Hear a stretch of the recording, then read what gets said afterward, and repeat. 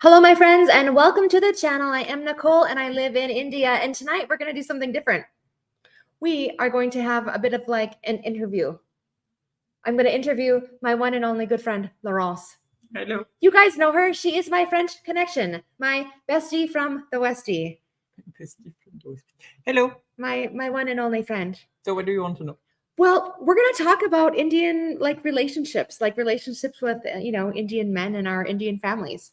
Okay. Yeah, so I had done an interview a few months ago, and we discussed it a little bit. I mean, not a lot, but there was, an interest in, how I met my husband and how our relationship evolved. And I'm wondering, maybe that's something that people want to hear about, not just about for me, but also for you. You're also married to an Indian. Okay. So what do you want to know? Well, what do I want to know? Well, so Laurence, for the record, Yes. how long have you been married to your Indian husband? Over 20 years. Over 20 years. Yeah. Wow. So where did you first meet your Indian husband? In Hyderabad. Hyderabad. Tell us about it. Tell us your love story. So I came to India to work after my master in French literature. Yeah. And I was working for Hyderabad University, teaching French to students and literature to the higher level students. Okay. And my husband was an ex-student from the Alliance Française. Okay. So I went to meet up a French friend at the Alliance Française, and he introduced me to his group of friends. Okay, so it was a group of friends, and you guys met as friends first. Yeah. All right, interesting. So all of you guys that are interested in meeting and dating Western women, take note. This generally happens as friends first. Yeah. All right. And after you guys met, then how long did you date? We dated a little bit here, then we dated in France, and and then we got married. And then you got married in India, yeah. Did you had an Indian wedding? Yeah. Tell us about it. How was your Indian wedding? It was quite nice. I'm not sure my mom would tell you the same thing. She spent her time wondering if what she was doing was good. She didn't want anyone to feel offended. And, I have heard though from other women that have been married in India that they do feel a little bit out of the loop. Like everything's happening in another language. We're not familiar with the customs. For me, it wasn't like that because Prakash had taken me through every single step of the way. We sat with his brother, his sister-in-law, and they had a wedding a few months before us. So I was taken through every step and why we were doing it. We got married in a temple. Okay. It was a smaller wedding, but I knew exactly what was happening and why. But the thing is, my mom arrived like 2 days before the wedding, so I didn't take them through the different steps. Yeah. So it must have been quite maybe not a shock, but a culture shock for your mom. Probably. Yeah, probably. My dad was fine except for the food. He had no major problems. No major problem. He had a health issue at that point in time, so it was tough for him to deal with that. But culturally speaking, it wasn't an issue. He was always. He's always been chill about certain things about India, except for the food. And did you go back to France and have like a wedding there, or did you just have the wedding here, the one in India? We had the wedding here, and then we had something in France, like a ceremony of some sort. Yeah. All right, interesting. And how long did it take for you guys to get from India to France? What do you mean? Immigration-wise and things like that. Like, how did that happen? It wasn't like that. Prakash had already been in France working and all of that. So he just came back on his working visa. On a different working visa. Yeah. Okay. So he had already had a work visa. His work visa was the equivalent of the green card. Okay. Yeah. So How did he get that? From that point onwards, there was no issues. But how did he get a work visa like that He before came- marriage?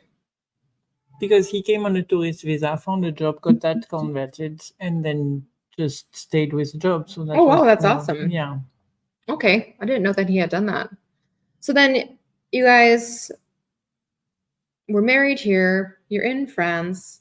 Tell us your journey then back to India. This is over 20 years ago, right? So how did you end up then So we your worked in journey? France for some time. Then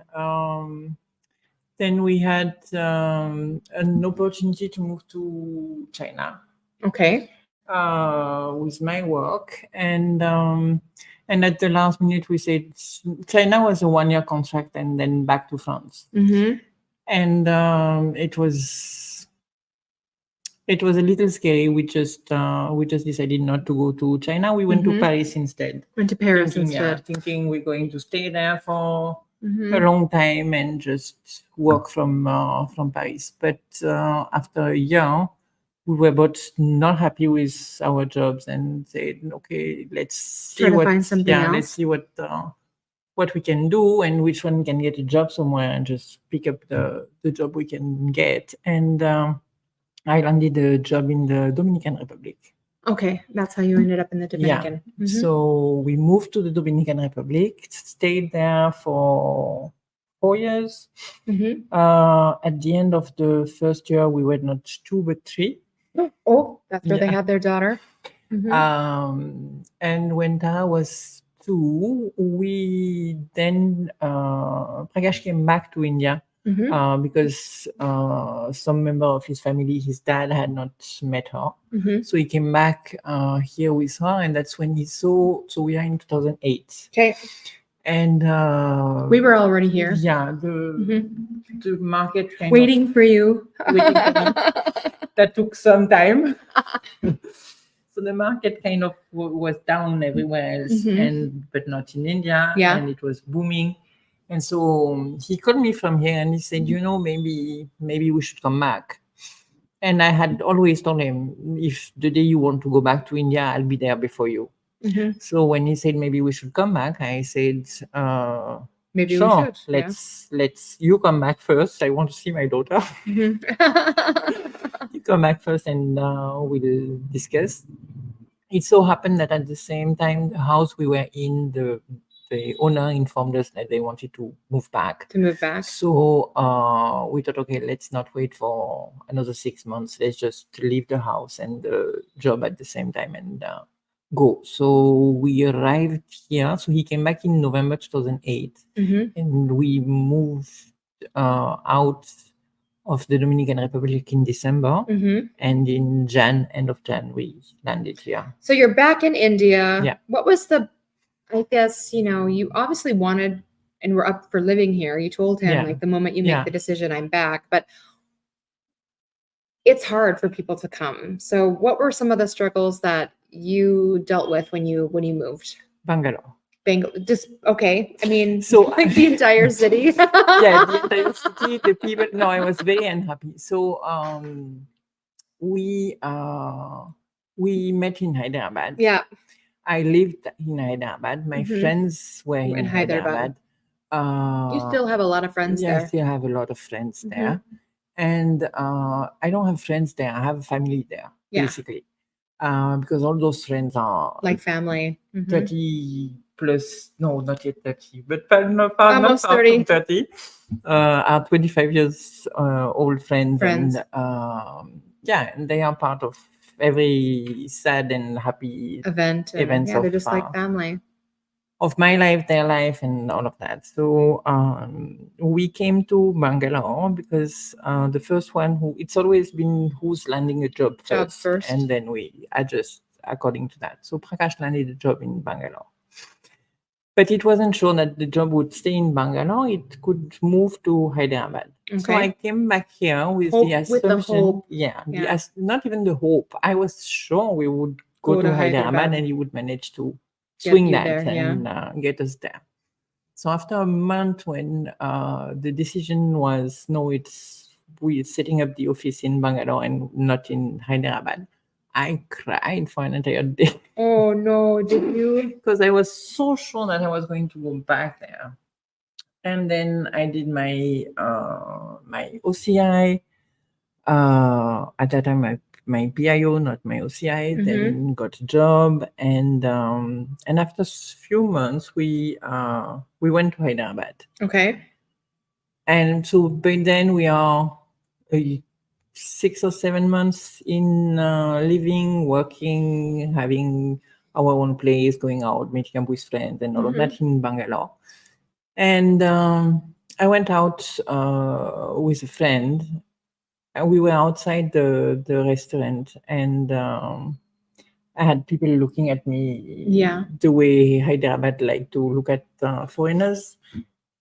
And when I went back inside, I just told Prakash, you know what? I think in the end, I think Bangalore is a better place for us. Place. Yeah, as a mixed couple, we had less people looking at us and wondering. Everyone mind their own business. Kind of minds their own business here. And doesn't. So you felt that in Hyderabad it was more. Yeah, I felt that it was. I felt more like a foreigner there than I do here.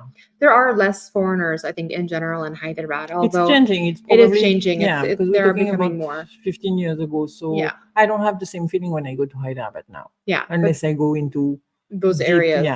Specific areas. I don't have a feeling that people are looking at me or nobody cares. Yeah. But it took a while, I guess, for that to happen.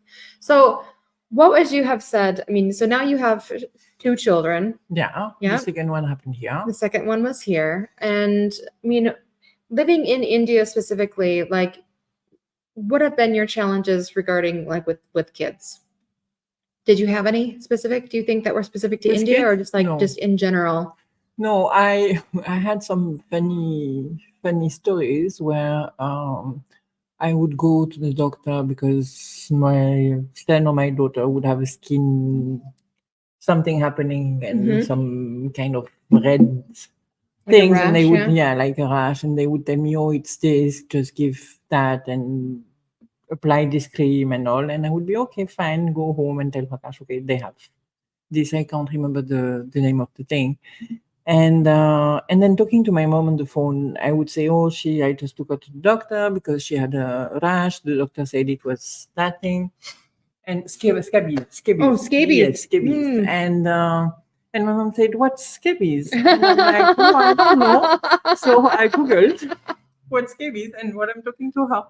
And I saw what it was. And I freaked out because in France, this is... No, it's not. They don't have it. Yeah, exactly. They don't have it, and it's or they do, but it's not as common as it over here. The only reason you have scabies, so you don't wash, or you don't. If you are a prostitute, and or if you sleep in those kind of hotel where you have prostitute and people changing every hour, kind of thing. That type of a situation. So it's something which is big, dirty, and you don't tell. Oh, you actually insult people when they don't come to you saying you don't have scabies, so they can get close to you. There's a French expression for that.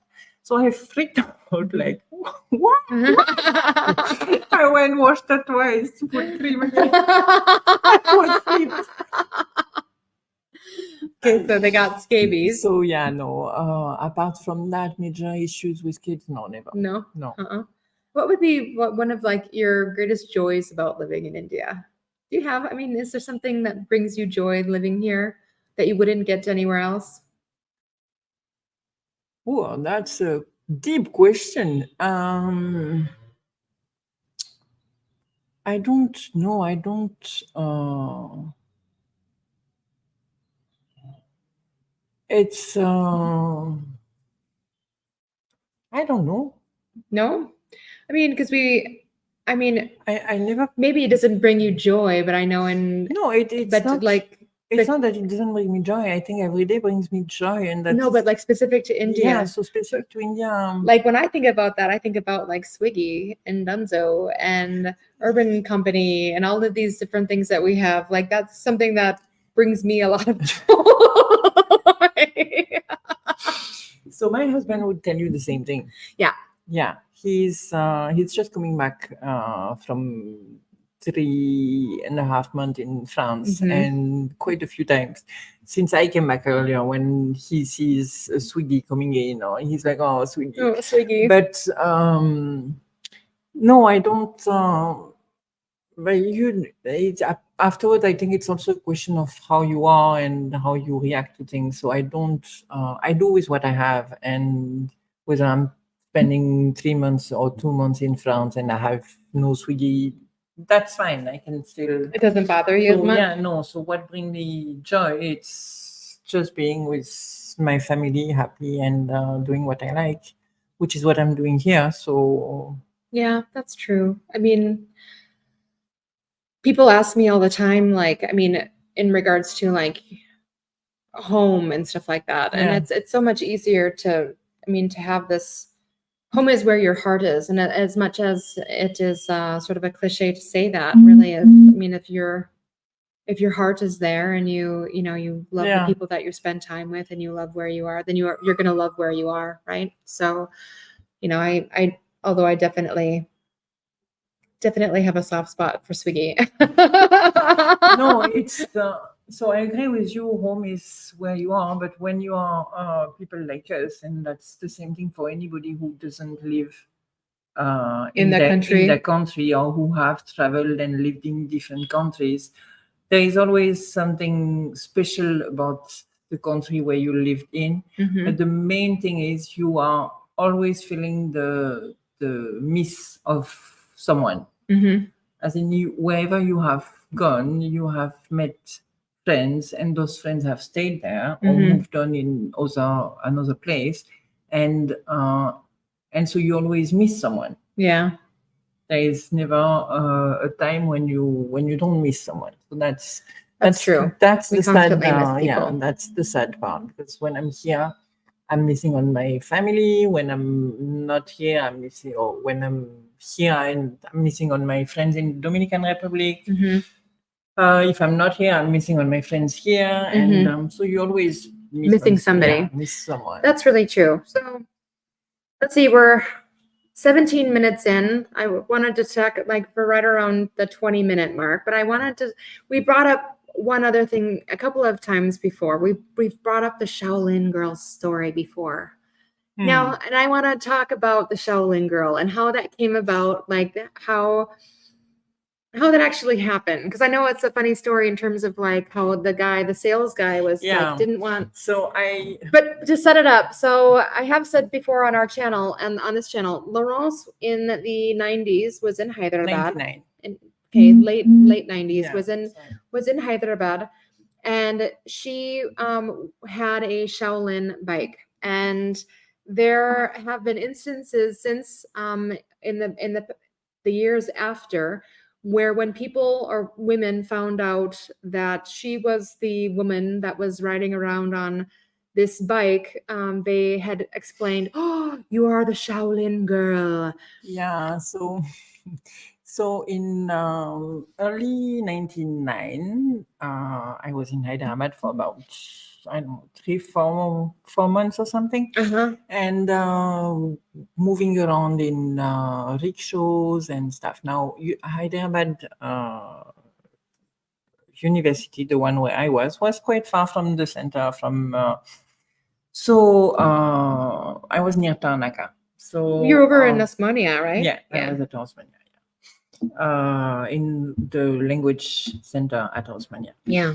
And so I decided to go and get a two-wheeler. Mm-hmm. The plan was a two-wheeler. A two-wheeler, Yeah. not necessarily a No, bike. You were just, the plan was a two-wheeler. I need a two-wheeler. And so I went into this shop, and I just stopped because there was a superb bike right there. And I'm looking at the bike like, wow, that's a nice cool one. bike. Yeah, that's a cool one. But no intention to buy it whatsoever. Mm-hmm. It was not in my, I had the money, but it was, since I was there for another only 6 months, it wasn't making sense to spend So much. I think it was 45K at that time. Okay. Which was quite significant. Yeah. So it wasn't the plan at all to spend 45K on that bike. Not the plan, but I go in. And I'm just stopping and looking at this bike like, wow, nice bike. Now the salesman comes next to me and says, yeah, that's a nice bike, but it's not for women. Well, he got the sale, so he must have been happy. But, Yeah. You had to prove him yeah, wrong. Yeah, I had to prove him wrong. I was like, what? What? Of course, it's for women. It's not for women. I said, well, that's too bad because that's the one I want. That's hilarious. Now, the thing is, I had never ridden a bike before. Okay. No, that's not true. I had ridden my boyfriend's bike, who's now my husband, a few times in Hyderabad at night late. Okay. And I had a two-wheeler, which wasn't a geared one, in France. Okay. So I knew how to kind of go about, and I also knew how to change. I had the basic on changing gears. And I had my driving license from France, the car one. So I wasn't too bad in. But so I said, so that's the bike I want. We did the learner license, permit. And then I said, so I gave him some BS. And I told him it's been a long time since I have ridden the bike, and in France they are opposite, which isn't true. But so I just need to practice, and he took me to a big open field right behind, where I went and practiced a little bit before I went onto the road. Wow. Yeah. And that's how you became the Shaolin Girl. No, so I had an accident after a week. Oh, you never told me. You had an accident? I had an accident after a week because some rickshaw just decided to cut the road, and I was coming a little too fast, so I couldn't control, and I just skipped. So after that, my husband said, you need a helmet. Okay. You were not wearing a helmet? I didn't have a helmet then. It wasn't compulsory, no? Yeah. So I didn't have a helmet. So I got a helmet and never had an accident. Never had an accident since then. Then I rode other bikes. But yeah, the reason I got the bike was just because he said you can't. Yeah. And so I wanted to prove him wrong, and that's the funny part. But I was like that for everything. Whatever. I mean, I was 24 going on 25, and whatever you would tell me a girl cannot do that or you can't do that, I would just do it to prove you wrong. To prove you wrong. I was on my big feminist thing. So what was funny is that in 2010, when what you said happened, and someone in a party, when Prakash mentioned that I had a Shaolin when I was here, she just stopped and she said, "Oh, you are the Shaolin girl." Yes. And I'm like, what? So she said that with her friend, she was in the bus, often towards Tarnaca, and she would see me pass, and they found me so cool. But then I was kind of embarrassed because it was like, oh yeah, okay. And thinking about it afterwards, I was like, why were you embarrassed? That's exactly the reason you've done it. It's amazing. Yeah, exactly. Empowering. You've done it to prove to everyone that women can. That was my intention. The thing is, 10 years later, I didn't have to prove that I could do everything, because I can do everything. I can do that's it. I've proven it enough. So the fact that she showed me I had empowered people kind of threw me off, and then thinking about it afterwards, I was like, no, why? That's exactly the reason I've done it for. So I can only be happy about it. I'm glad that showed women that they could ride the bike, and you can see more and more women riding bikes. I'm so happy. Yeah, it's awesome. Fabulous. Well, I'm so happy that we were able to have a talk. I mean, we are good friends. We've known each other for a really long time now, but there's still a lot to learn about each other. And it was a really fun discussion. I hope you all enjoyed listening to my life. About Laurence's life. If you guys have any questions, or if you like this, I know a lot of other women that are in similar circumstances, and I think that I could have some more interviews like this. So if you like the content, give a like, give a subscribe, put a comment below, and let me know that you're here. I love to talk to you guys. So thanks so much for joining us tonight. As always, we love you, and bye-bye. Bye.